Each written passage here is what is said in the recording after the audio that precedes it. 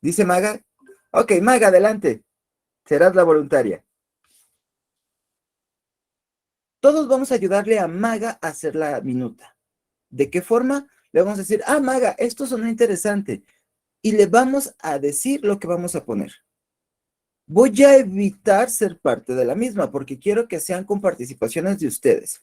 A menos que se nos vaya un tema o algo muy, muy notorio, pues bueno, participaré y les diré, no vamos a escribir esto. Oigan, ¿y qué les parece si hablamos de esto en la minuta? Pero me encantaría que el contenido de la minuta fuera completamente de ustedes. ¿Sale? Ese va a ser un trabajo que vamos a hacer hoy. Algo colaborativo en el que participaremos todos los compañeros del salón. Ahora, ya con este pequeño anuncio, con esta pequeña asignación, vamos a empezar. Cuéntenme, ¿qué vieron en la semana 3? La semana 3 es el mejor guión que puede haber de una película de acción. Tiene de todo, tiene traiciones, tiene contraataques, tiene comebacks, tiene de todo. A ver, cuéntenme.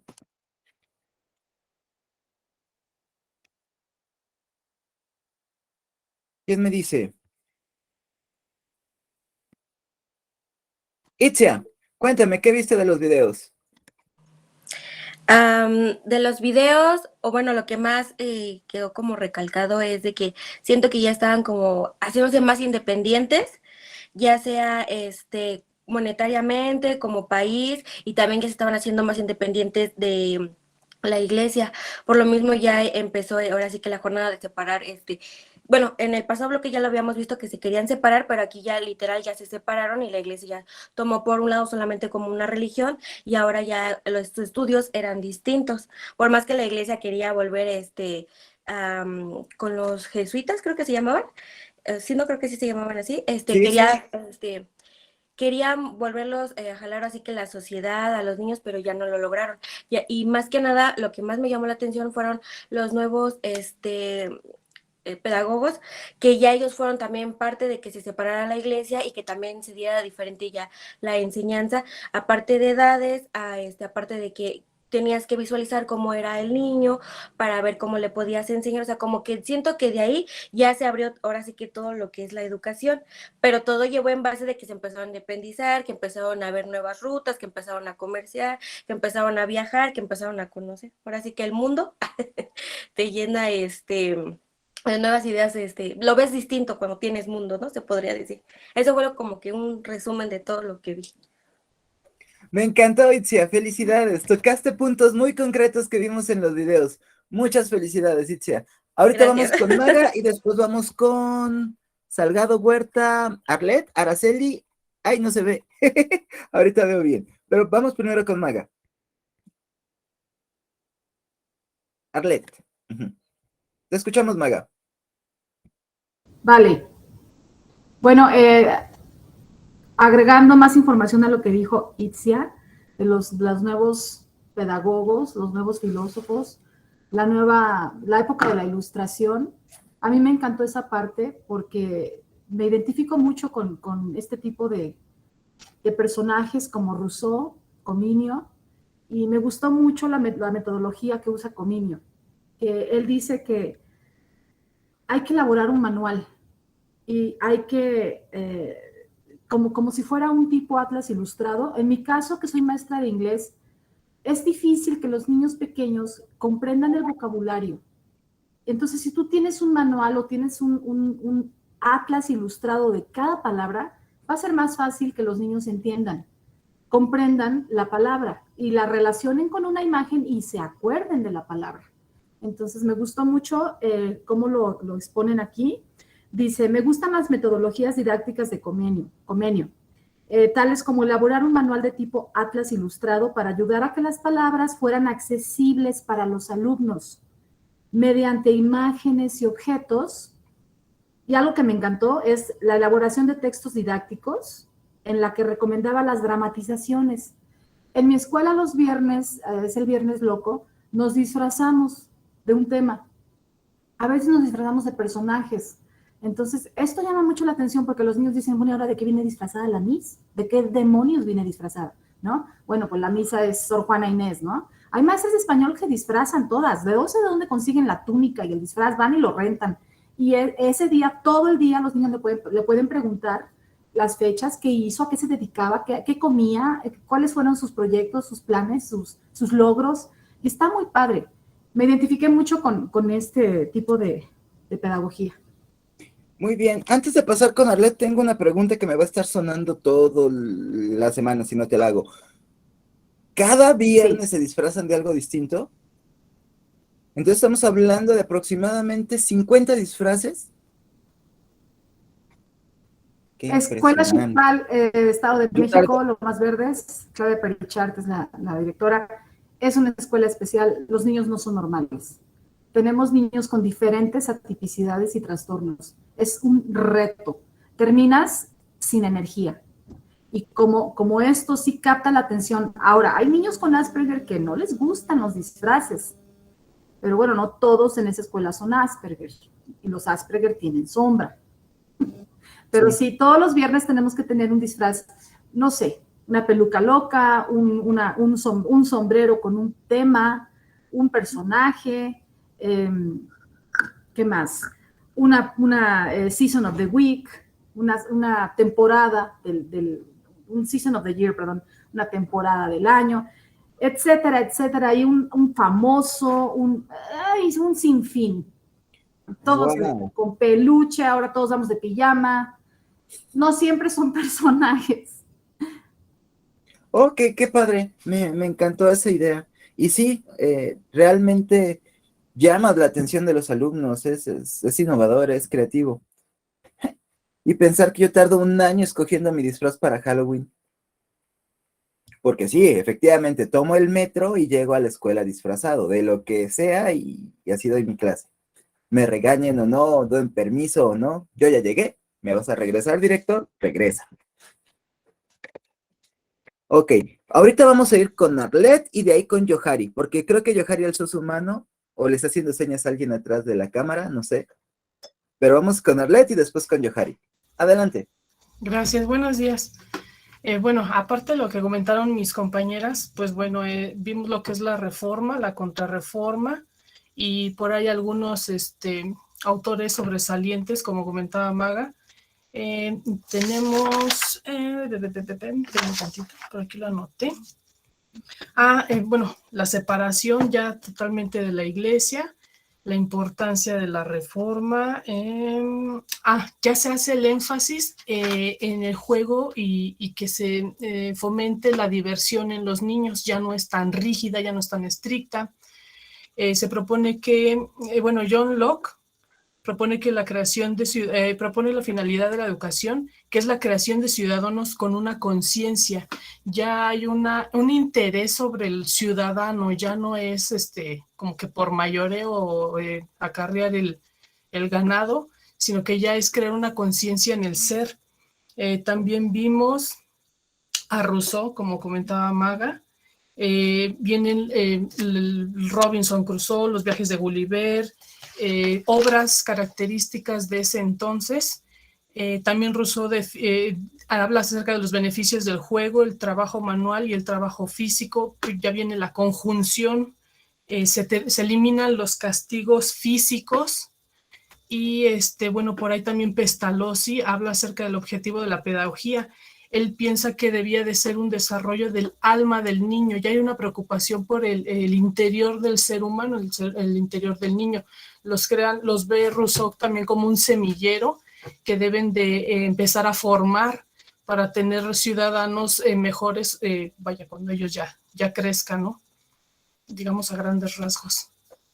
Perfecto. Muy bien. Estoy bien impresionado con sus entendimientos de los videos esta semana. Es que luego hay clases, se los voy a contar en serio, que llego, empiezo, bueno, vamos a hablar de esto. Para que no se sienta mal alguien, Maga, explícanos de esto. Y Maga hasta apaga la cámara. Ok, no te preocupes, Maga. Vamos con Itzia. Todo apagado y el silencio. Y acaba siendo un monólogo. Y digo, no es que no me guste hablar ante cámaras, pero me gustaría dejarle el trabajo a Franco Escamilla, que él se dedique a hablar ante cámaras y pues No, los monólogos dentro de estas sesiones no son muy agradables. Y estoy muy contento, he estado escuchando participaciones súper pertinentes, participaciones de acuerdo a los videos, y también me di cuenta que se extendieron más allá de los videos, que es lo más importante. Johari, te escuchamos. Buenos días, pues prácticamente era eso de los niños, que ya se había quitado como que bueno, no como que, ya se quitaron los castigos corporales y se concentraron más en una educación a los niños pequeños, que era algo que no se tenía antes porque pues se suponía que no era como que lo agarraran o sirvieran de algo todavía. Ok, muy bien. Sí, ese énfasis en la primera infancia es algo que nació de la ilustración, porque antes se le dejaba a los padres esa labor de educar a los niños dentro de la primera infancia, y el hecho de que un padre eduque a un hijo genera mucha disparidad de conocimientos y de aptitudes. Si lo vemos ahorita, el hecho de que todos los niños vayan al kinder genera patrones de conducta que, si el niño aprovechó bien el kinder, al llegar a la primaria le va a facilitar el trabajo al educador. Y había visto que alzó la mano Freddy. Adelante, Freddy. Ok, muy buenos días con todos. Inicialmente una disculpa por no haberme conectado la semana anterior. Estaba pero ansioso de conectarme, pero el trabajo no me lo permitió para nada. También estaba esperando a que se conecten a la radio algunos compañeros que no lo hicieron y me rompieron el corazón. ¿Sí? Pero Esa va a bueno, ser tarea para todos. Vamos a conectarnos al programa de Freddy. ¿Qué hora es el programa? a las 7 de la noche, justamente hoy. Hoy a las 7 de la noche. Ya tenemos ¿Me que... podrías pasar el link de nuevo, Freddy? Porque no sé, no sé Claro, cómo por entrar. supuesto. Por favor, y te lo Todos prometo hemos- que me meto. Bueno, Ok. ok. En este caso, acotando un poco lo que dijeron los compañeros, perfectamente de acuerdo. Inicialmente tenemos que darnos cuenta de que la educación debe ser personalizada y guiada por una persona especialista. En este caso, cuando mezclamos nosotros la religión con la educación, vamos a tener una prominencia de, obviamente, sus prioridades de las personas religiosas inclinada justamente hacia eso. Entonces, cada uno va a tener un declive, ¿no? Em, Les hablaría un poco sobre la realidad de aquí de Ecuador, ¿sí? Te escuchamos. Aquí justamente ocurrió un hecho un tanto importante. No es que haya sido del todo mala la educación jesuita, no fue nada, no es que fue la paupérrima de todas, no es que fue de lo último. Tuvo sus bases fundamentales, por supuesto que sí, pero no era el todo, no era la gestalt, no era el englobar a toda lo que es la educación, porque siempre lo direccionaban hacia la creencia, ¿no? Hacia la religión, hacia el catolicismo. Pero aquí en Ecuador ocurre justamente con Juan Bautista de la Salle, se le conoce. No sé si le conozcan en otros países ya. Justamente aquí hay las redes del Colegio La Salle y Yo soy es lasallista. enorme. Sí. No sé si es que haya en México, la verdad, no estoy muy seguro. Sí hay. Yo soy lasallista. Yo Sí, estudié en La ya. Salle, sí. Entonces, bueno, un anterior alumno de La Salle y un profesor de La Salle, en cambio. Yo justamente fui profesor dentro del colegio, se llama Alfonso del Hierro La Salle, y el otro, bueno, aquí hay 5, aquí en Quito hay 5 colegios de La Salle, y el otro era el Febres Cordero de La Salle, ¿sí? Entonces, ahí me di cuenta bastante justamente sobre esta contraposición que había, que decían que no, es que hay que deslindar completamente la religión de la educación. En una parte está correcto, sí, pero no voy a desmerecer el arduo trabajo que se hizo con Juan Bautista de la Salle, porque él lo hizo de una manera muy, muy acorde, muy precisa, ¿sí? Él hablaba del comportamiento de los docentes para los estudiantes, ¿sí? Que es una figura de autoridad, pero no tiene que imponer esa autoridad, tiene que ganarse esa autoridad por medio de su conocimiento, su trato, y aparte, el cómo transmite también el amor hacia las personas, la filialidad entre ellos, y que esto se vuelva una conexión para impulsar un poquito más la educación. Entonces, no es que él se enfocó solamente en la Biblia y nada más. Claro que existen, ¿no? Obviamente existen los minutos cívicos que eran enfocados mucho en la religión, pero él se enfocó bastante dentro de la educación, ¿sí? Él se enfocó mucho en Piaget, ningún problema dentro de la pedagogía. Entonces, él fue tan minucioso en inmiscuir un poco nada más de la religión, pero abarcar el 90% de una educación integral. La educación integral se basa justamente en eso, ¿no? En el todo, no solamente en partecitas, partecitas o solamente la ciencia y nada más, sino en este todo, en este plus, en esta añadidura sobre la educación. Entonces, aquí en Ecuador, al menos, dentro de la influencia de La Salle y colegios católicos, que hay muchos, y he tenido una suerte para trabajar en colegios católicos siendo, siendo literato, que es un poquito contraproducente.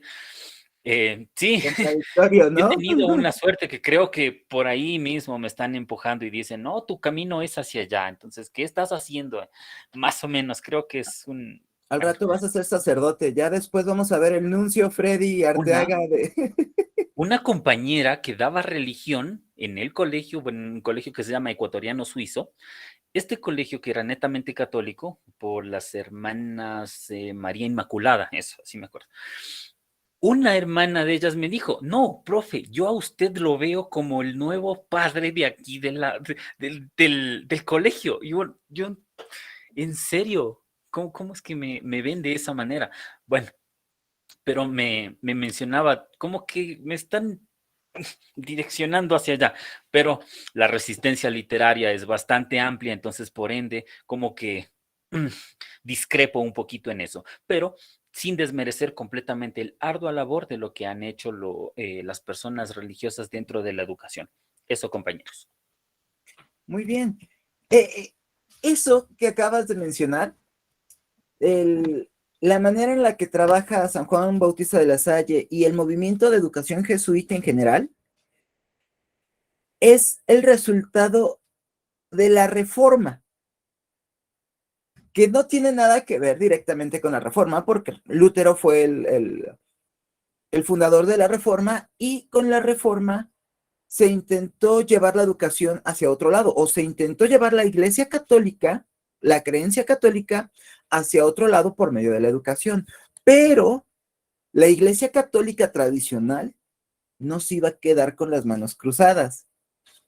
Entonces, le asignó a los jesuitas, un grupo dentro de la misma Iglesia Católica, que reformara completamente la educación para hacerla exactamente como la describiste. Primero, más atractiva para las personas. Hacerla de una forma que pudieras atraer a las personas a la religión, pero no solamente para salvar su alma, sino también para comer. ¿En qué aspecto? En el que entre mejor educación tengas, entre mejor acceso a contenidos, entre mejor acceso a habilidades. Vamos a olvidarnos de los contenidos académicos, hasta entre nosotros, hasta como docentes. Los contenidos académicos son buenísimos, pero son mejores nuestras habilidades para hacer las cosas. Nuestra habilidad para desarrollar un tema, nuestra habilidad para sintetizar, para memorizar, para exponer, para presentar. Eso es lo que realmente importa. Porque al final los contenidos los podemos buscar por internet, pero el saber cómo sintetizarlos, el saber cómo exponerlos, cómo presentarlos, es lo que nos va a marcar, lo que nos va a hacer la diferencia entre docentes. Pues bueno, eso fue lo que hicieron los jesuitas. Se dieron cuenta que su manera de enseñar y de presentar la educación, y aparte de la educación, la fe, era con palo y queso. Escoges, palo o queso. No tienes de otra. Y traducidos a nuestros días, ¿cuántos lasallistas hay aquí? ¿O cuántos exalumnos de jesuitas hay aquí? Freddy, Maga también dijo que era. Por ahí alguien más en el chat dijo que era lasallista. Déjenme ver quién dijo. Loria, bueno, Kelly también es lasallista.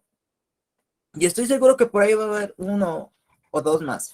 Lasallistas, que solamente somos una parte de los esquejes jesuitas. porque cualquier otra persona que haya estudiado en el colegio de las monjas voladoras también forma parte de la educación jesuita. Los josefinos. ¿Quiénes son los josefinos, Maga?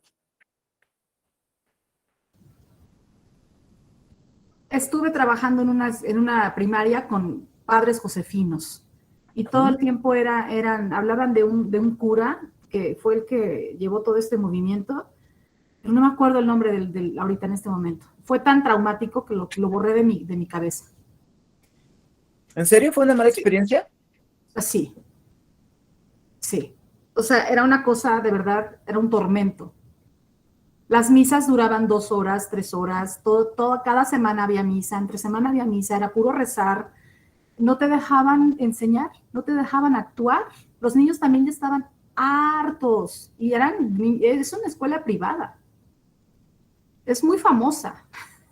Está en el Estado de México, pero mi familia, mis primos son fueron los que estuvieron en La Salle, que son de Acapulco.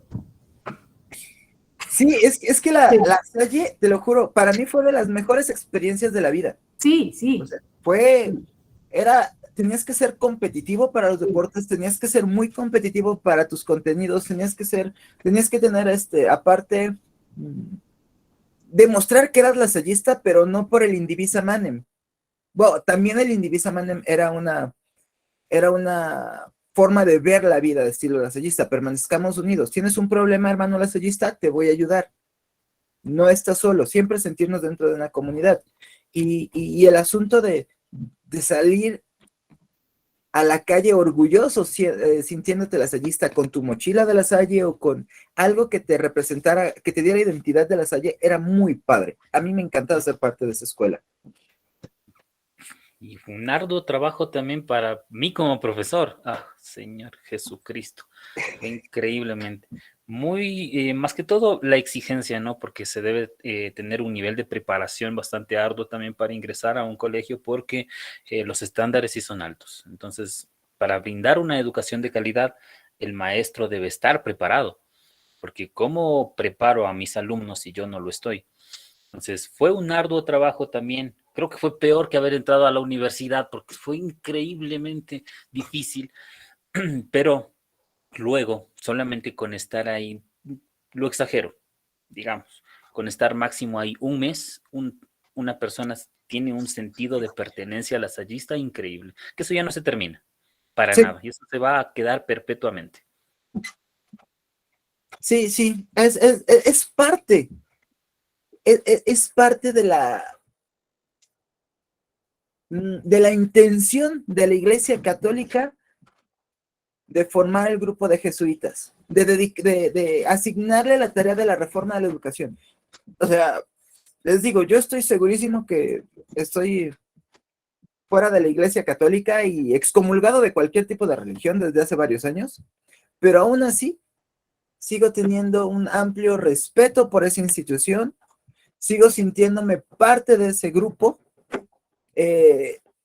forma parte de mi identidad individual como ciudadano y como persona, el haber pertenecido, el haber sido parte de esa institución. Entonces, eso es lo que busca, lo que se buscaba, generar ese tipo de pertenencia. Porque si tú tienes pertenencia, vas a poder respaldar los hechos o a las instituciones. Por eso se busca el patriotismo, por eso se busca el nacionalismo, por eso se busca que todas las instituciones tengan algo que haga que las personas den más de ellos, demos más de nosotros, por lo mismo. El clásico, ponte la camiseta. Es de que, ok, yo sí me pongo la camiseta, pero ¿cuánto vas a poner en mi cartera? Eso sucede muchas veces porque no se genera una cultura de identidad. Cuando tú te sientes identificado con tu empresa, con tu compañía, con tu escuela, con tu país, con tu escuela, con tu religión, es cuando te entregas hacia ella. Si no te sientes identificado, si no te sientes abrazado o arropado, no tiene caso que... No vas a entregar lo que te piden. Simplemente a mí me dicen, enrólate en el ejército.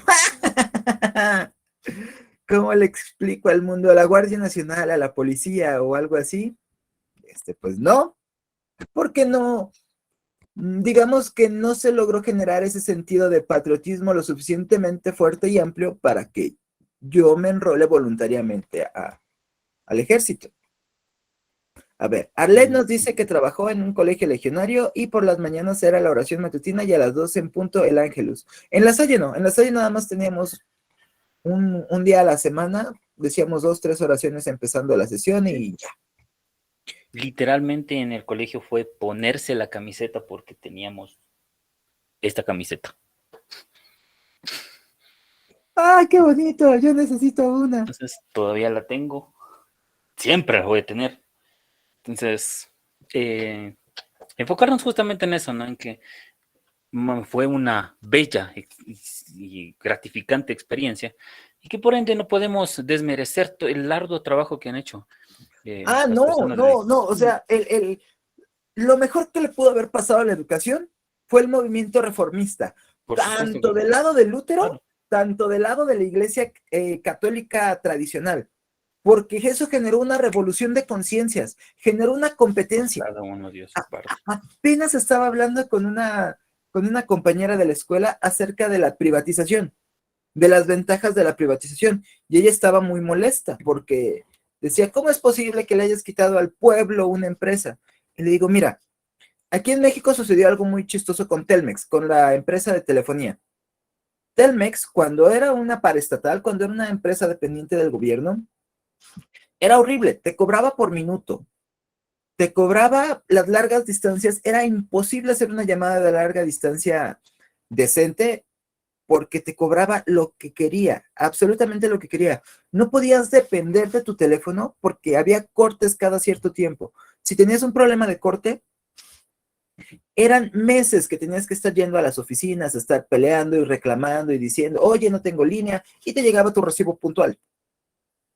La atención era muy deficiente. Pasó a manos de un particular, de Carlos Slim, y aparte de eso, se liberó la autorización para las telecomunicaciones.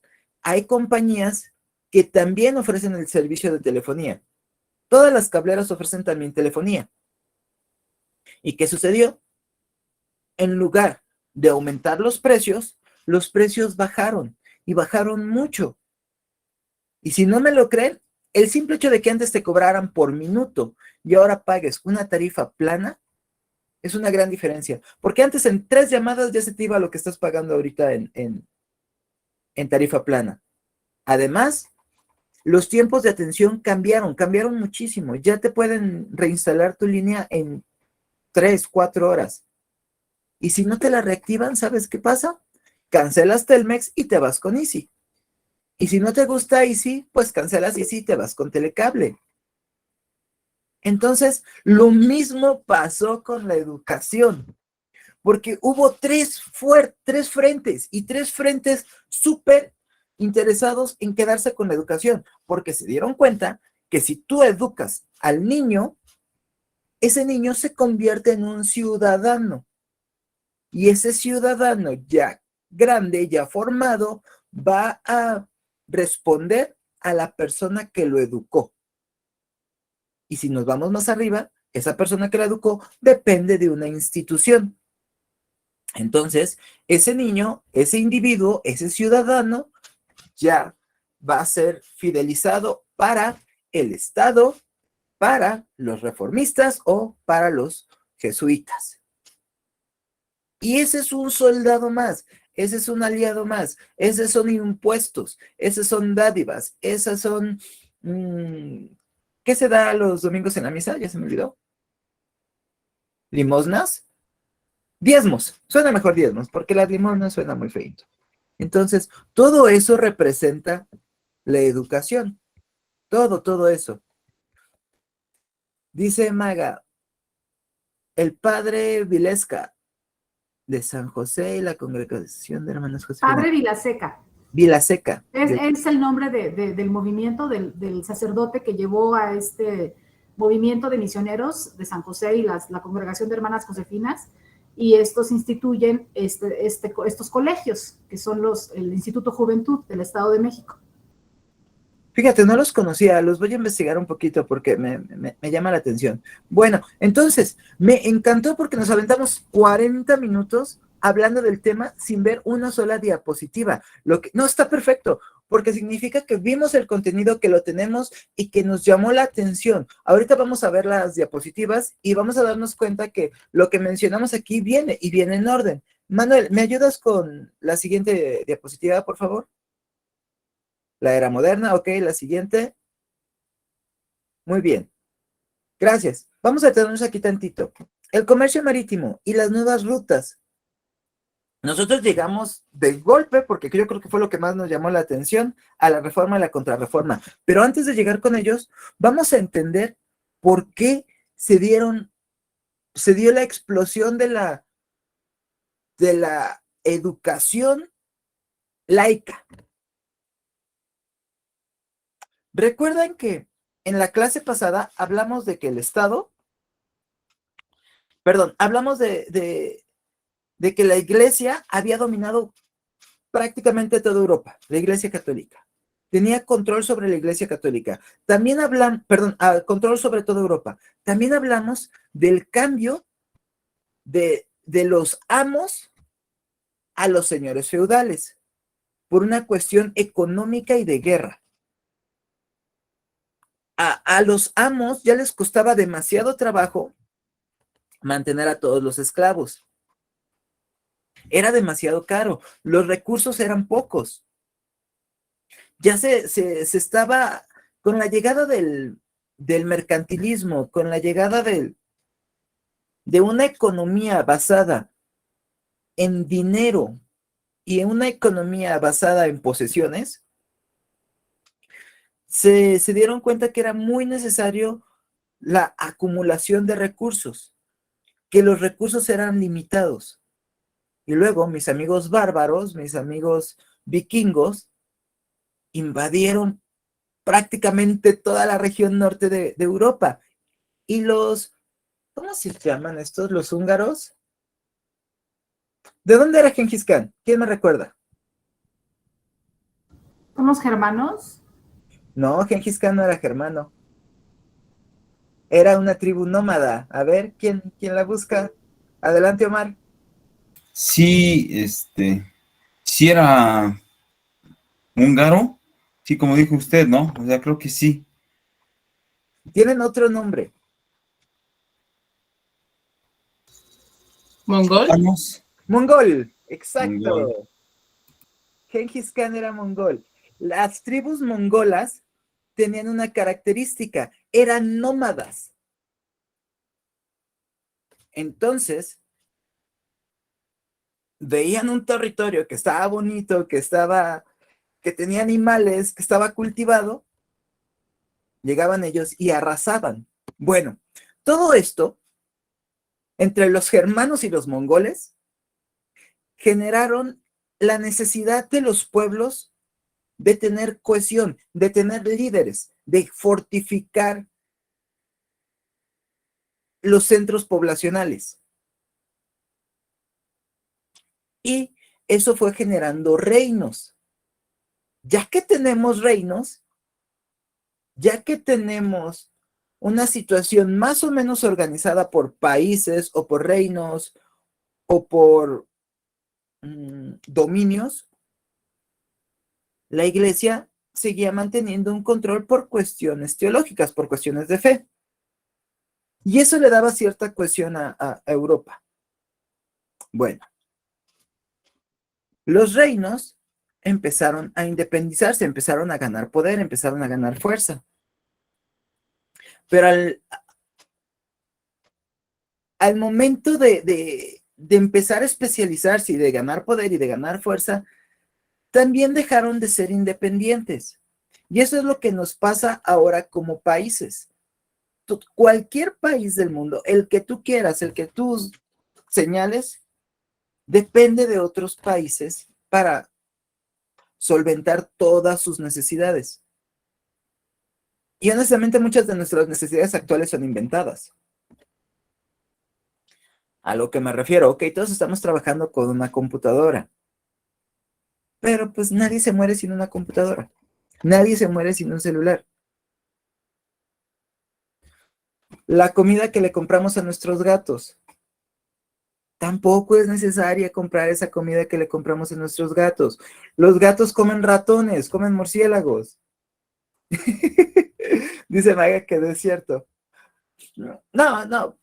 Yo a mis gatos les bajo la calidad de la comida y la verdad encuentro cosas muertas o algo en mi cama. No me perdonan eso. Pero a lo que me refiero es que todos, entre más consumistas nos volvemos, más dependemos de otros países.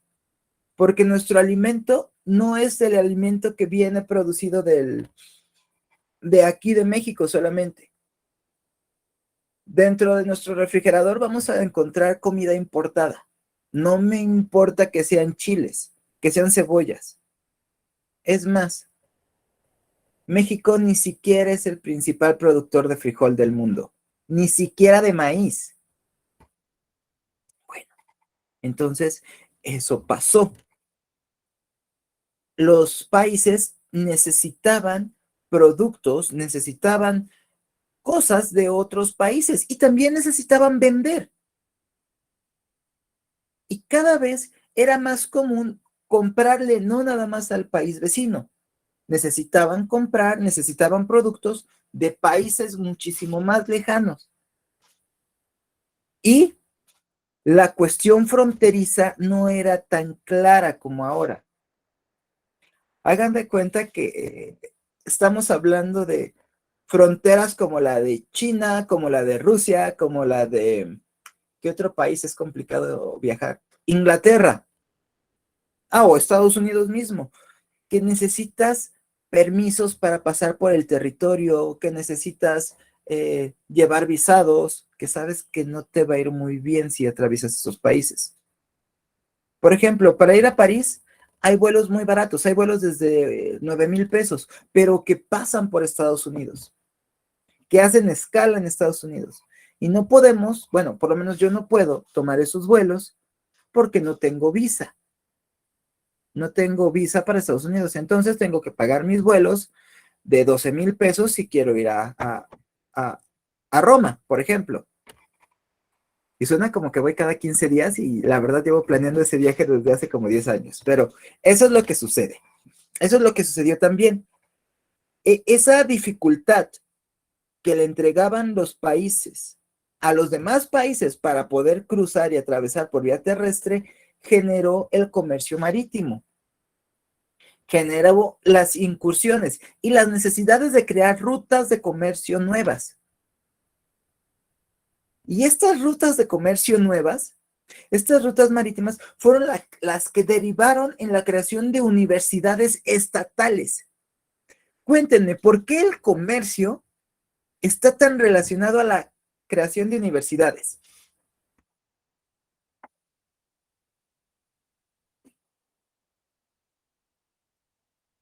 ¿Quién dice yo?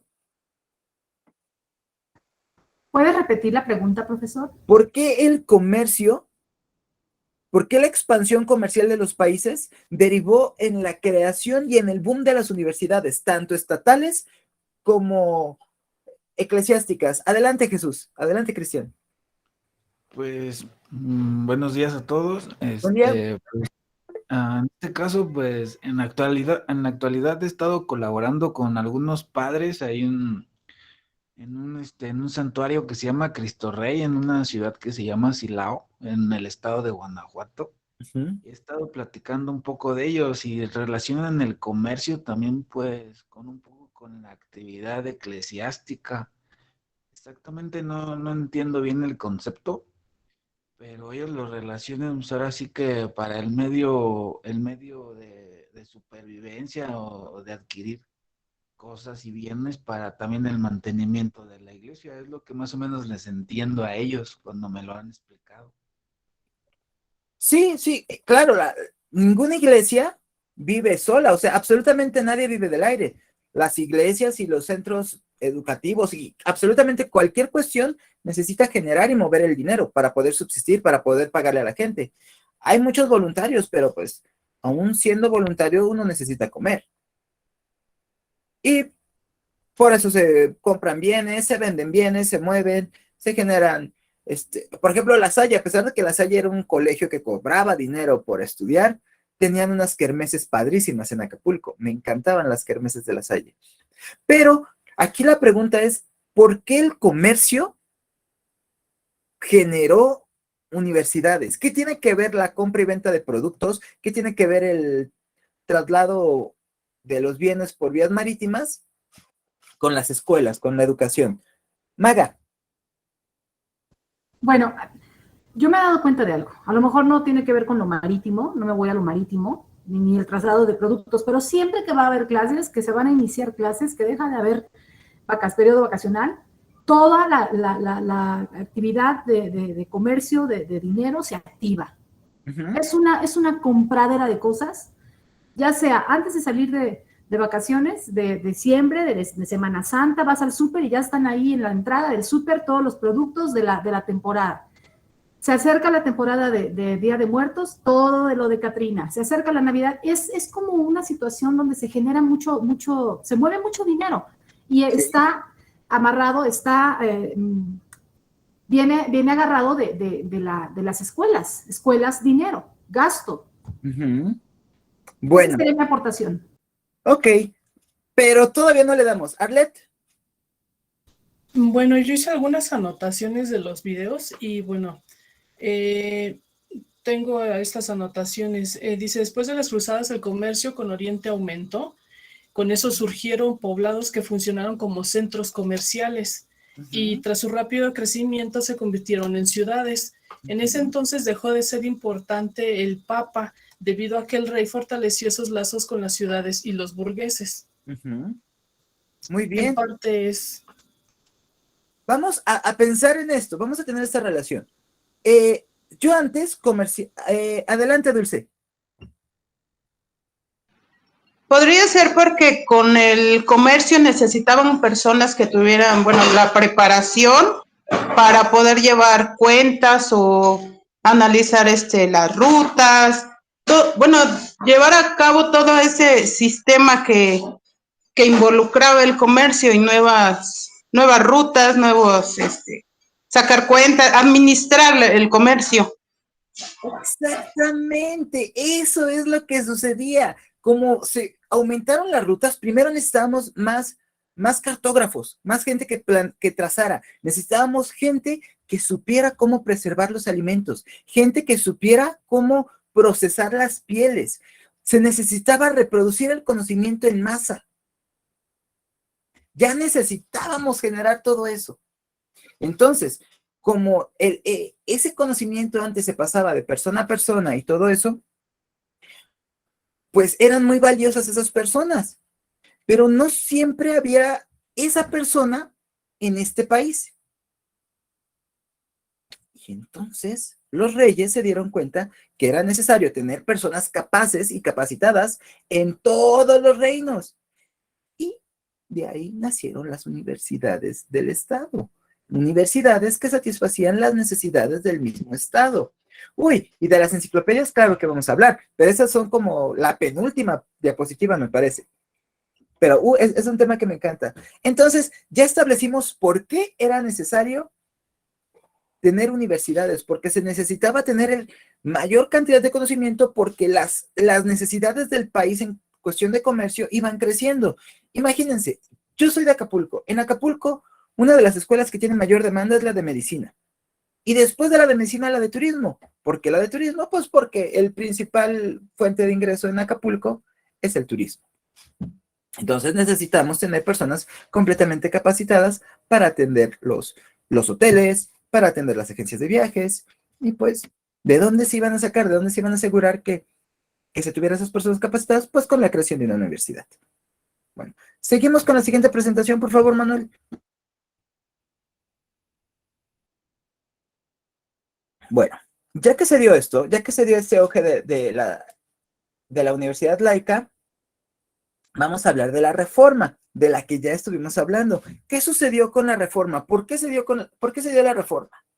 ¿Cuál fue el punto de ruptura entre la Iglesia Católica y los reformistas, Lutero, Jan Hus y los demás.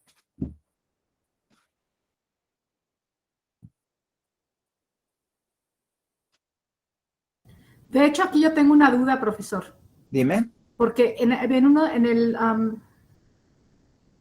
el examen viene una pregunta y dice, ¿cuál era el principal motivo de disgusto de la Iglesia Católica contra los reformistas? Ujú. Y vienen 3 puntos. Yo sí me estoy muy confundida aquí. Dice, la creación de nuevos dioses. Bueno, esa la descartamos. Sí. La adicción, no, perdón.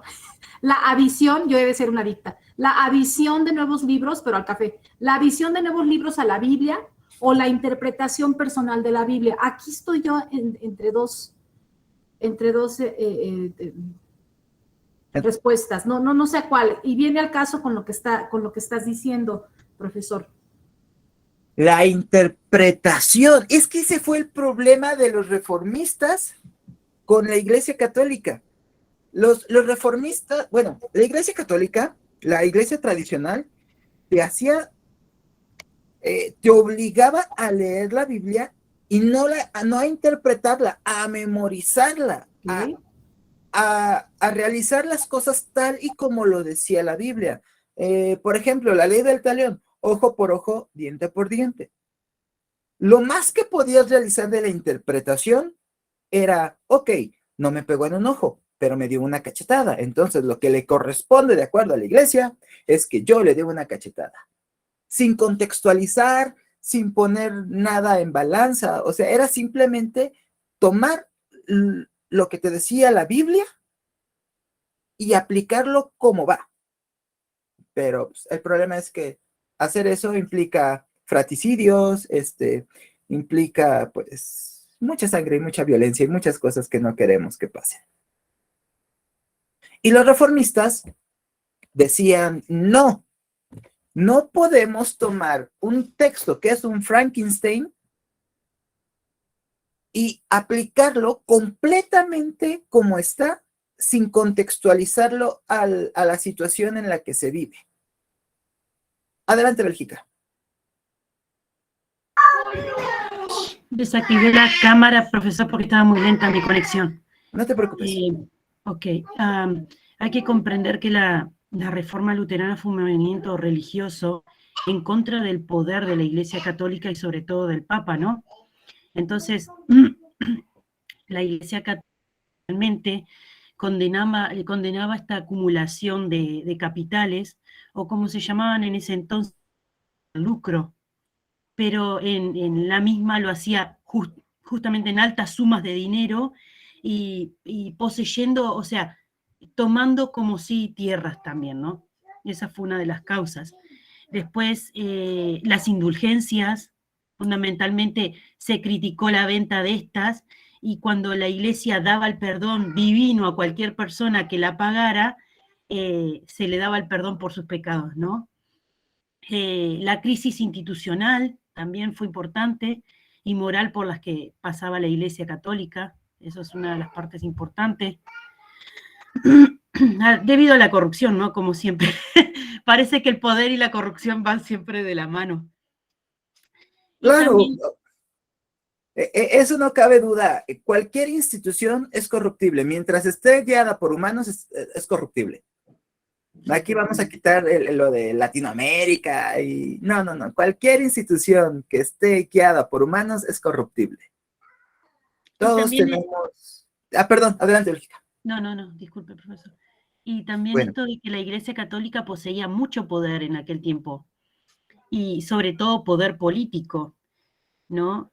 Y lo que justamente en aquella época no debía de suceder, que estaban en una fase de transición del sistema feudal a la monarquía nacional.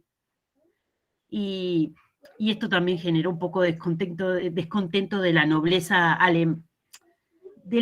alemana, ¿no? Con el poder político de la Iglesia Católica, sobre todo. Exactamente. Y mira, eso me parece que no viene en el contenido, pero es bien importante. La nobleza germana fue la que promovió y le dio recursos a los reformistas. Porque vamos a ser honestos, una persona, por muy buena idea que tenga, si no tiene los recursos para difundirla, no va a poder hacer crecer su idea. Se necesitan los recursos para darle fuerza a una voz. Adelante, Omar. Sí, profe, ahí un poco acentuando lo que usted comentaba, ¿no? Que anteriormente pues les exigían aprenderse la iglesia, bueno, la Biblia, perdón, y salir a decirla como tal. Ahora creo que hay algunas religiones, como creo que es el cristianismo y los protestantes, los de hijos de Jehová, salen con esa, ¿no? Con su Biblia ya argumentada y editada a su favor. Entonces salen con esa propuesta y esa indicación de salir ellos a profetizar, como ellos le llaman, a diferentes casas, ¿no? De tocar casa por casa y comentar la palabra de Dios, pero pues transquiversada. Eso es lo que hacen algunos. Sí, bueno, el hecho de control y dominio de acuerdo al contexto social es una práctica muy, muy común dentro de las instituciones religiosas. Y es triste, a mí me molesta mucho porque pues es una manera de jugar con lo más sagrado que tenemos las personas, que es la fe. Todos, seamos la religión tengamos la religión que tengamos, seamos agnósticos o no, llega un momento en el que necesitamos tener fe. Cuando ya estamos cansados, cuando ya estamos agotados, cuando ya estamos más allá de nuestro límite personal, es cuando viene la fe. Y decimos, por favor, Dios, por favor, inserta la deidad que uno quiera tener. Universo, energías, ayúdame. Y pues con esto lucran muchas instituciones religiosas. Ahora, se supone que la mayoría de las instituciones religiosas están basadas en textos sagrados. Y esos textos sagrados están escritos en piedra o en un libro por ahí perdido, todo lleno de moho, lo que quieran. Y entonces, ¿cómo van pudiendo, cómo se puede mover lo que dicen esos textos de acuerdo a las necesidades contextuales de una institución, de acuerdo a las nuevas necesidades? ¿Cómo pueden adaptar o cómo ha ido cambiando, por ejemplo, la religión católica, cómo ha podido ir cambiando de acuerdo a los tiempos sin salirse de los libros sagrados?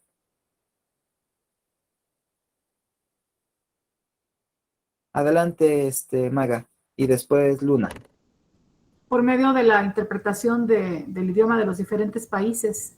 Exacto, por medio de las traducciones.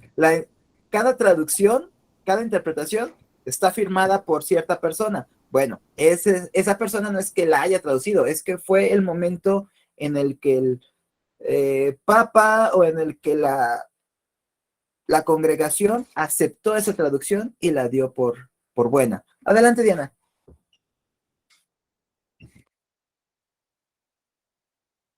Diana. Creo que me tardé en darle la palabra a Diana. Ya se fue. Bueno. Diana, si das señales de aparición, adelante. Bélgica.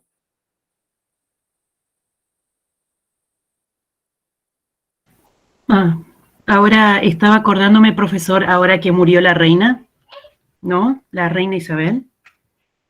La reina Isabel es un punto importante en la historia de la Reforma también, porque una de las principales consecuencias de la Reforma fue justamente poner al rey de Inglaterra como el monarca del anglicanismo. ¿Cómo podría decirlo? Se me fue la idea, perdón, profesor. Es temprano acá son las 8 recién, estoy como dormida. Oh, no te preocupes. Ok. Como más o menos en 1532, no, si me corrige, profesor, no quiero decir alguna pavada. se aprobó una ley en el Parlamento inglés para frenar la influencia del papado en Inglaterra y se nombró al rey como jefe suprema de la iglesia, de la iglesia anglicanismo. Me vino eso porque justamente murió la reina, entonces esa era también, es parte de la reforma. Perdón, capaz que no tenía nada que... No, está bien, porque estamos hablando de poder. Y el poder es un hecho dentro de una iglesia, dentro de una creencia, derivó en la formación de estados políticos, derivó en la formación de alianzas y también afectó brutalmente la educación, que es lo que nos corresponde. Pero tampoco podemos apartar la educación de la política, la educación de la sociedad, porque nosotros mismos como educadores respondemos a las necesidades del Estado. Somos somos parte del aparato ideológico del Estado. Nosotros recibimos contenido que tenemos que enseñarle a los alumnos. No somos libres de enseñar lo que nosotros queremos o lo que nosotros creemos. Recibimos un documento por parte de, en nuestro caso de México, de la SEP, y ese documento nos dice el contenido que vamos a entregar. También nos dice el tipo de valores que tenemos que enseñarle a nuestros alumnos. Entonces, estamos reproduciendo las ideas del Estado con nuestra propia metodología, con nuestra manera de enseñar, con nuestro... Probablemente podamos inculcarle 1 o 2 valores que ya vienen intrínsecos en nosotros, pero nada de eso es completamente libre. Es más, hasta nuestra forma de entregar el contenido viene normada. Podemos tener cierta libertad dentro del aula, pero hay normas. Es más, dentro de CUEPA hay normas, que es una universidad privada. Por ejemplo, el dress code. No me van a ver dar una clase que en pijama, a menos que a todos les diga, el último sábado va a ser en pijama y todos, y yo le mandé una carta a Maribel, bueno, un email a Maribel explicándole que por motivos académicos o por motivos de cohesión o de formar grupo, cualquier cosa, todos vamos a estar en pijama. Un sábado loco. Un sábado loco, sí, Freddy, exactamente. O sea, sí podría, pero lo tengo que justificar, tengo que hacer muchas cosas. El dress code es algo liso. O, por ejemplo, un suéter de cuello largo, ya estoy jugándole porque siempre te piden camisas. Pero la verdad que hace mucho frío.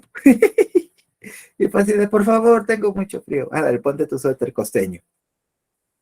Entonces, pero tiene que ser algo liso, tanto oscuro o claro.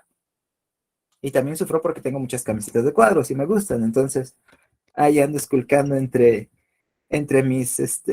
mi ropa, y el moderador guarda los secretos. Perfecto.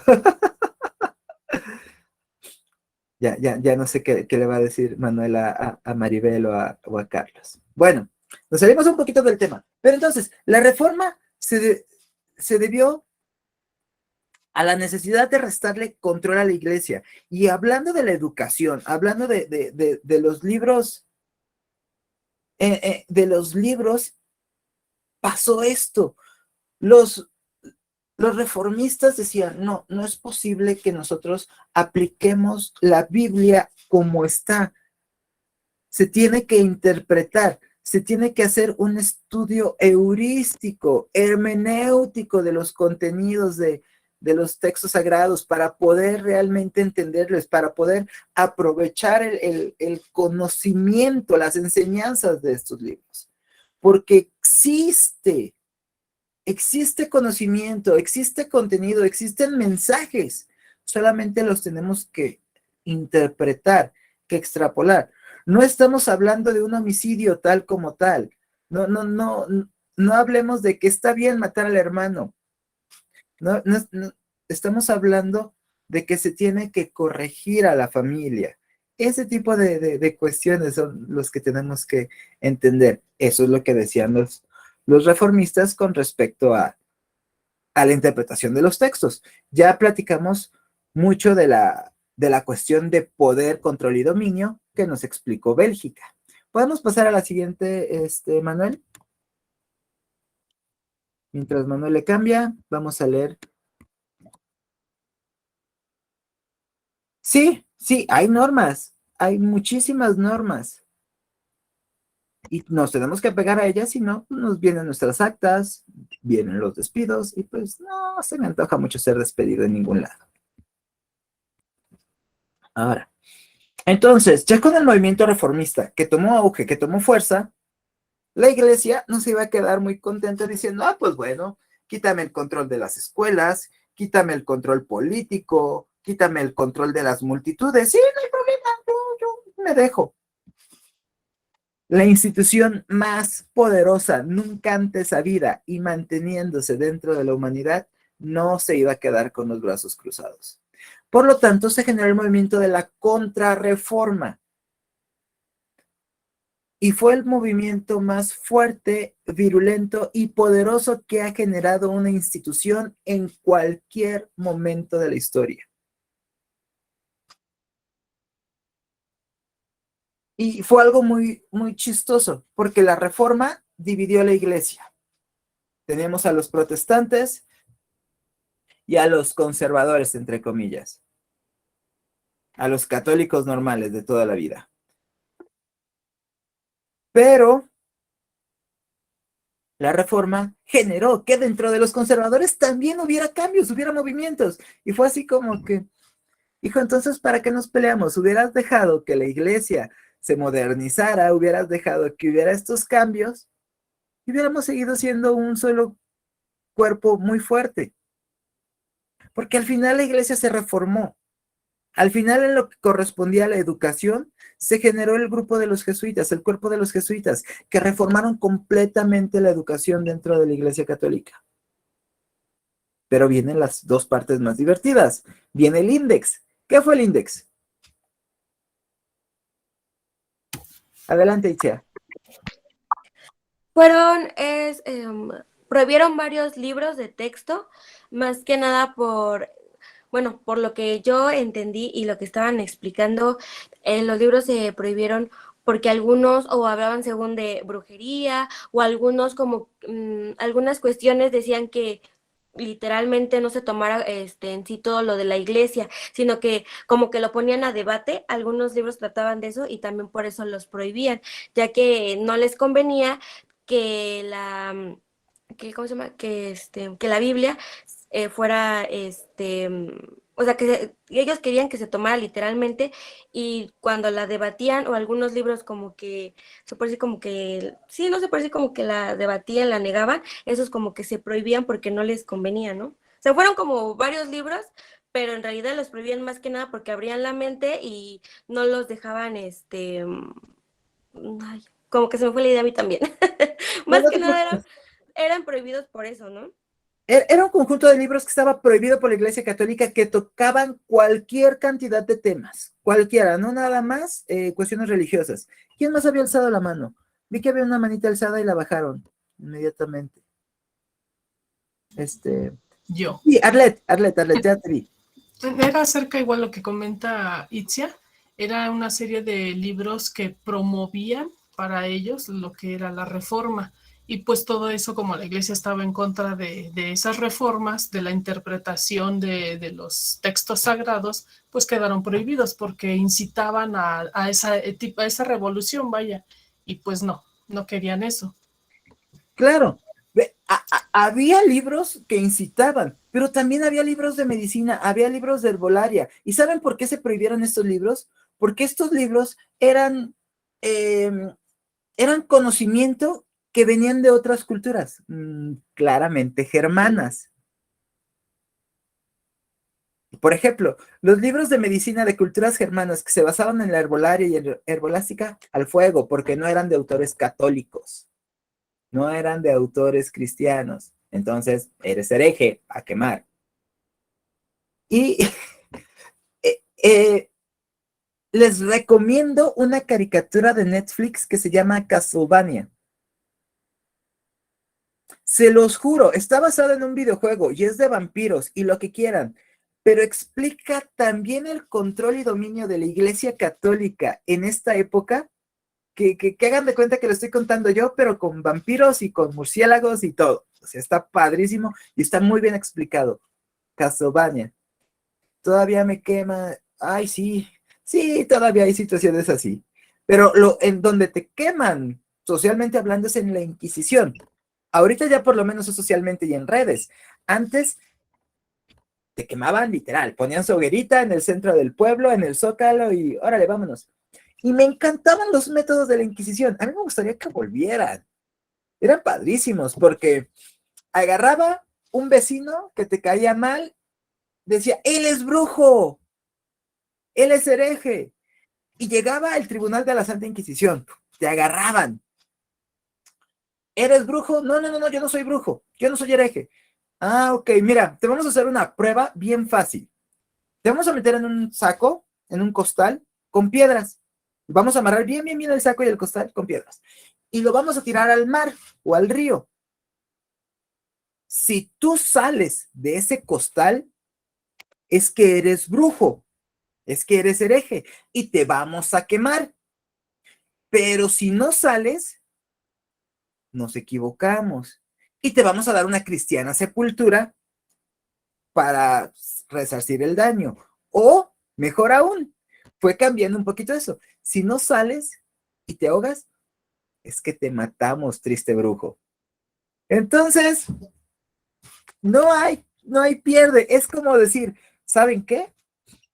Yo soy cazador de extraterrestres. Oye, Arturo, pero yo nunca he visto un extraterrestre. De nada. Así era el funcionamiento de la Santa Inquisición. Ni siquiera tenía pruebas. El chiste era mantener un control y dominio por medio del miedo, por medio de la presión social, por medio de saber que tienes al ejército en las calles. Era una manera de persuasión súper fuerte.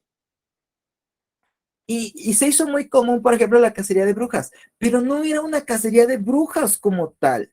Era una cacería de personas reformistas, era una cacería de personas de otras religiones, era una cacería de personas que tenían un conocimiento que no se apegaba al conocimiento establecido por la Iglesia Católica, que se salían de ese cuadrito.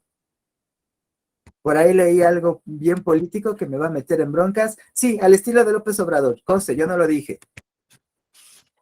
Entonces, esto pasaba con la reforma, con la contrarreforma, perdón. Se generaron 3 cuerpos para poder mantener el control y dominio ideológico y físico y civil de las personas. Entonces, te decían qué tienes que leer, te decían qué tienes que saber y te decían qué tienes que cómo comportarte. Y si no sabías cómo hacer eso, pero querías y no querías que te quemaran, pues ibas con los jesuitas a aprender con ellos. Y era así de que, bueno, que ya aprendo. Ok, entonces, Maga, ¿qué pasó?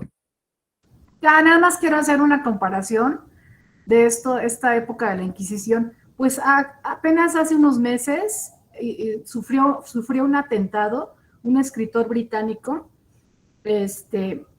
Salman Rushdie, es mitad hindú, mitad inglés, por su libro un libro muy, muy comentado, Los versos satánicos, y iba a exponer en Nueva York, y llegó un musulmán y lo apuñaló por atrás por el libro. Este escritor ya había sido condenado por una persona, un líder religioso iraní, y pedía no sé cuántos miles de pesos de dinero por su cabeza, porque era pecado, ¿no? Lo que escribía. La verdad está muy interesante. Yo sí quiero leer el libro. Se llama Los versos Satán. No tiene nada que ver con Satán. Y pues sería una comparación de la religión musulmana, porque él es musulmán. Y pues se sintieron muy ofendidos y que ofendió a Alá. Entonces, pues esto está muy reciente. No nos tenemos que ir a la Inquisición ni a la Reforma, ni a esta Edad Media, ¿no? Esto acaba de pasar hace un mes y medio. Bueno, la verdad los musulmanes tienen en la lista negra creo que hasta Mickey Mouse. Los musulmanes exageran un poquito con su lista de personas a cortarles la cabeza. Sí. Sí, sí. Bueno, no vamos a hablar de los musulmanes, porque los musulmanes es abarcar una religión impresionantemente amplia y solamente son los fundamentalistas los que tienen estas ganas de mantener todo bajo ese tipo de control. ¿Quién había alzado la mano y lo bajó? Es una comparación nada más. Sí, sí, claro. Y sí, pues eso pasaba. Y aquí fue uno, pero allá los quemaban por montones. Bélgica, creo que tú alzaste la Sí, mano. pero ¿O acá quién hay fue? tanto ruido en mi casa que me olvidé lo que iba a hablar, pero ya me acordé. Ok. Me llama la atención que en cada momento donde se ha perdido un poco del poder, del dominio, se ha tomado el dominio o sea, se intenta tomar dominio por medio de lo que se debe de enseñar y lo que no se debe de enseñar a la sociedad. Eso es lo interesante, ¿no? O sea, ok, tú no quieres seguir lo que yo te enseño, ok, atente a las consecuencias, ¿no? Y pasó también con los alemanes en la época nazi, cuando quemaron los libros. Un control sobre lo que la persona debía de consumir o no consumir, pero no yéndonos en mucho tiempo atrás, hoy en día sucede lo mismo en los medios de comunicación.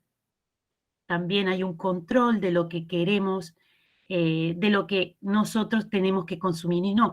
Lo que pasa es que hoy en día, como hay internet y todo el mundo tiene acceso a la información que quiere, como que no hay tanto control hacia eso, ¿no?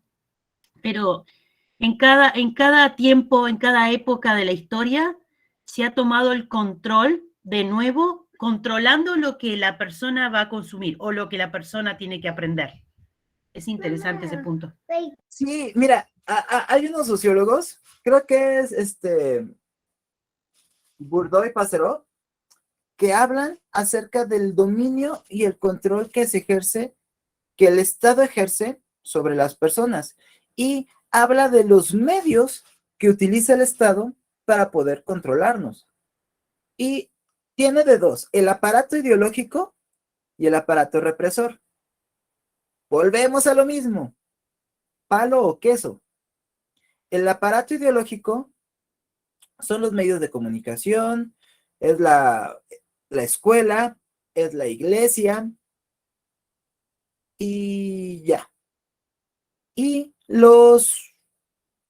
el aparato represor es el sistema judicial y las policías, el ejército, todo este tipo de instituciones que reprimen a la sociedad. Se supone que no son represores de la sociedad, que son cuerpos de paz, pero ¿qué sucede si la sociedad o una parte de la sociedad se sale de lo establecido por el guión? Pues le toca palo. Y los aparatos ideológicos son los que nos convencen poco a poco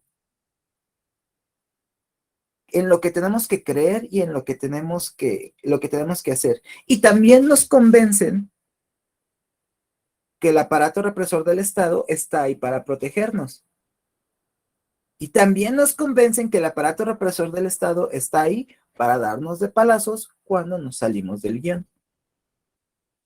Entonces, todo eso está bien estructurado por parte de los estados. Y no hablemos de México. Estamos hablando de todos los estados del mundo. Absolutamente todos los estados del mundo cuentan con medios de reproducción ideológica. Y no son completamente malos, porque esos son para desapareceros. No, a mí no me desaparezcan. Y todos estos, esta idea de educar a la población más o menos igual, no está mal. No está mal generar un sentido de nacionalismo, generar un sentido de cohesión, generar unidad, generar valores dentro de los ciudadanos. Porque si cada quien respondiera a los valores de su familia, de su casa, de su casta, probablemente habría muchos conflictos. No habría cohesión para sacar a la gente cuando se caen los edificios de los terremotos. Nosotros hacemos eso, o sea, no habría voluntarios en Cruz Roja, no habría voluntarios en bomberos.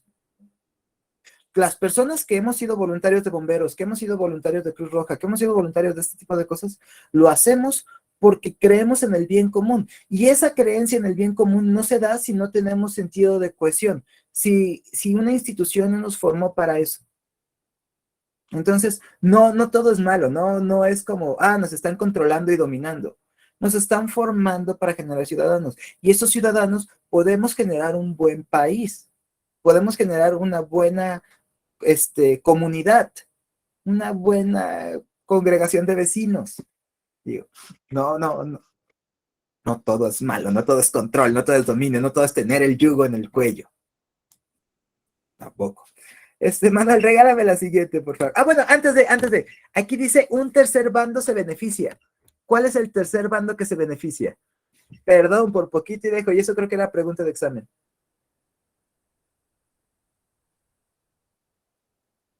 ¿Cuál es el tercer bando que sale beneficiado del problema de la reforma y la contrarreforma? Nos dijo Bélgica, ¿quién fue el que asusó a Lutero?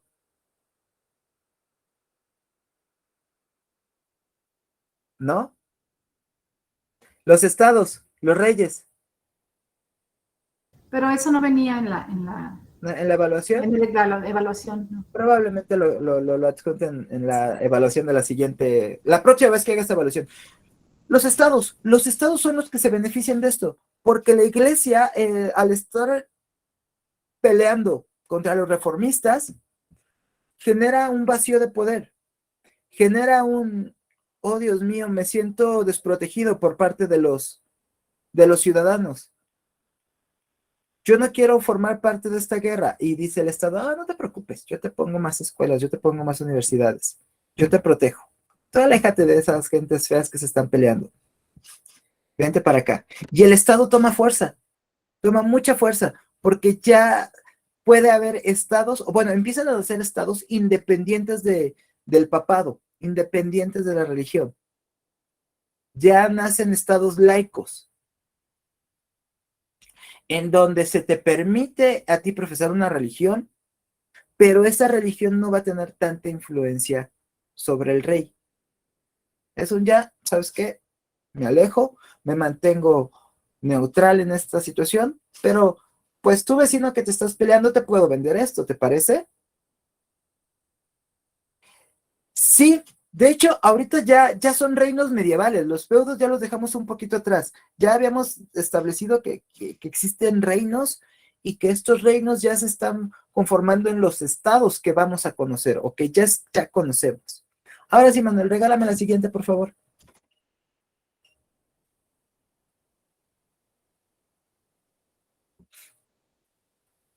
Creo que Manuel ya se durmió. No, es que la verdad fue una novela. Ahorita estoy trabajando en mi laptop, pero mi laptop ya está muerta, está en modo zombie, no tiene absolutamente nada de nada. No tengo mis presentaciones, estas las mandé por correo y todo. Pero bueno, llegamos a la parte de las utopías. También hablamos de las utopías al principio de la sesión. ¿Qué sucede con las utopías? Las utopías, bueno, ¿cómo llegamos a las utopías? Todos los conflictos que hubo generaron un movimiento de ilustración. El movimiento de la ilustración era un movimiento en el que el conocimiento se empezó a repartir, se empezó a esclarecer. Después del movimiento de la contrarreforma, en el que se desaparecieron muchos libros, pues se generó lo contrario. Se empezó a esparcir el conocimiento y se empezaron a hacer muchas preguntas. Y entre estas preguntas, había muchas preguntas teóricas de ¿qué pasaría si utilizáramos todo el conocimiento que tenemos ahora y si le quitamos los complejos y si le quitamos las malas administraciones y si le quitamos esto? Entonces se empiezan a generar y a crear pensamientos utópicos, ciudades perfectas, pueblos perfectos, estados perfectos. Y se dieron varios experimentos de las utopías que no funcionaron o funcionaron a medias. ¿Me regalan cuáles pueden ser ejemplos de ciudades o de países que se fundaron con pensamientos utópicos?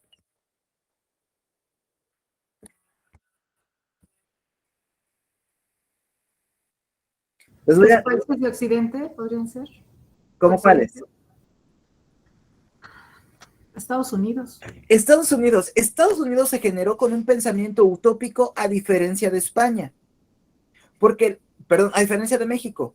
Porque en México hubo una situación de mestizaje, hubo una situación de aculturamiento. En Estados Unidos fue borrón y cuenta nueva. Vamos a deshacer todo. Vamos a dejar todo en blanco. Ay, que había nativos. Ay, perdón, ya los maté. Que había animalitos autóctonos. Ay, también ya los maté.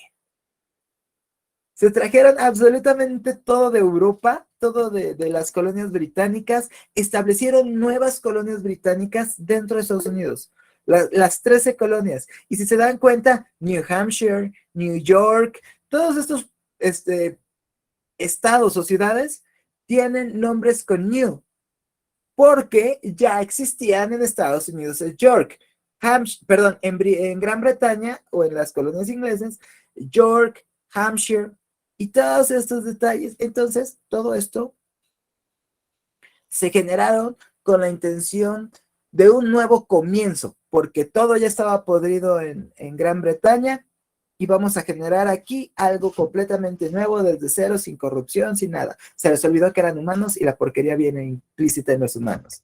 Adelante, Maga. Bueno, rápidamente. De ahí viene la celebración del Thanksgiving. ¿Sí?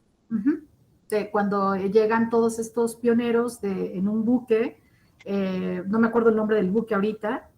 Mayflower. El Mayflower, y llegan y no sabían cómo hacerle. Entonces se encuentran con los indios nativos y estos les ayudan, les enseñan a construir dónde vivir una casita, les enseñan a pescar, les enseñan a cosechar.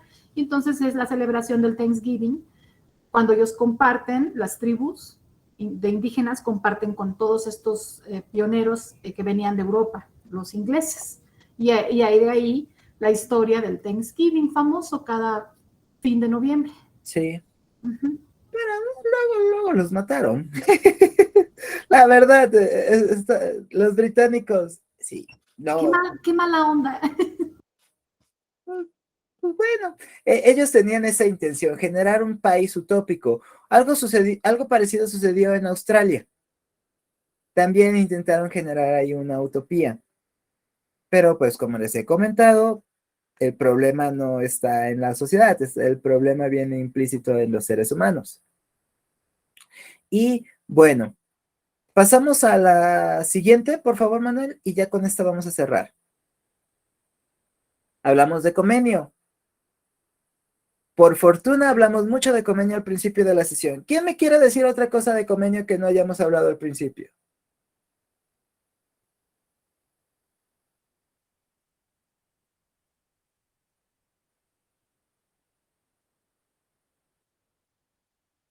Bueno, Comenio hablaba acerca de dos cosas. Primero, darles el valor real diferenciar la educación entre niños y adultos.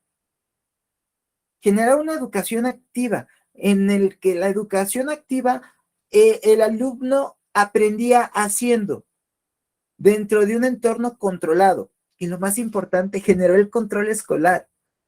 Generó los planes de estudio. Fue como que el precursor de los planes de estudio, de los planes de trabajo, de todo lo que lleva la administración de una escuela, de cómo se llevan los progresos, que es muy importante. Dentro de la educación, o sea, realmente yo odio hacer papeleo, lo odio con el alma.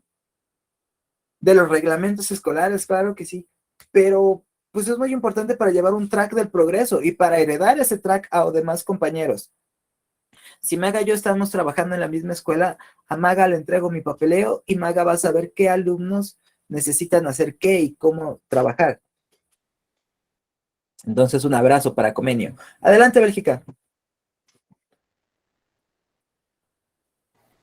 Profesor, ¿ahora me escucha? Te escucho, sí. Ah, porque no activaba mi micrófono, no sé por qué. Comenio se le denominó el padre de la pedagogía. También fue teólogo y filósofo, pero fue uno de los principales en establecer el orden en la educación. Exactamente, es lo que hemos platicado. No, Comenio, hay que agradecerle muchas cosas a Comenio. Y John Locke, por otro lado, nos habló de la necesidad de crear ciudadanos conscientes de todo lo que hemos estado platicando en estos momentos, sobre todo de mis últimos 10 minutos defendiendo a la manipulación mediática del Estado, porque se necesita eso dentro de una sociedad, tener ciudadanos conscientes, tener personas que seamos conscientes de que formamos parte de un grupo mayor, de que el Estado ha influenciado en nuestros pensamientos y en nuestras maneras de trabajar, pero no todo es malo, no es porque los Illuminatis y los, ¿cómo se llaman? Los reptilianos y los Illuminatis están con planes de gobernarnos. La sociedad necesita moldear ciudadanos de acuerdo a las necesidades del Estado y del país para generar progreso. No es porque necesiten la sangre de nuestros bebés. No pasa eso. Bueno, y cerrando estas teorías reptilianas, cerrando esta sesión número 3, nos despedimos y yo creo que quieren hacer la evaluación 3. Vamos a dejar el periodo de la ilustración, que es lo que ya habíamos estado hablando, y vamos al Study With Me.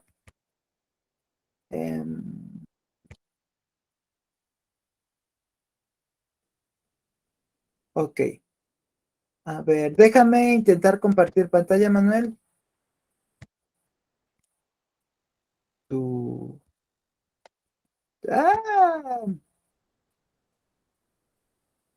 Una pestaña. Hola, Tamara. Ok. A ver, ¿cuál fue el motivo de las expediciones portuguesas y españolas que provocaron los descubrimientos de nuevas tierras? La 1. No, la evangelización de países desconocidos, no. Maximizar las ganancias. Maximizar las ganancias. Exacto. Ni siquiera querían más terrenos, porque llegaron a un momento en el que se dieron cuenta que los terrenos ya eran más gasto, tener más gente era precisar más gasto, pero sí necesitábamos maximizar los ingresos, necesitábamos ver una manera de ganar más dinero con lo que hacíamos. Entonces, a eso se debió. Si se dan cuenta, estas cositas están mal, entonces no le vamos a hacer caso a las que tienen el tachecito. ¿Cuál fue el principal socio el principal socio comercial de Portugal? India. Sí. Navegante portugués que consiguió llegar a la India por una ruta distinta. Vasco de Gama. Perfecto. José Cristóbal Colón. No, Cristóbal Colón no fue portugués, fue... Era genovés. Genovés. Que venía con Genovés, exacto. Genovés. Es la que correspondería ahorita a Italia. Pero él no salió amparado por Italia, salió amparado por el reino español. Exacto, es lo que iba a decir. Él era un navegante italiano que fue auspiciado por la corona española.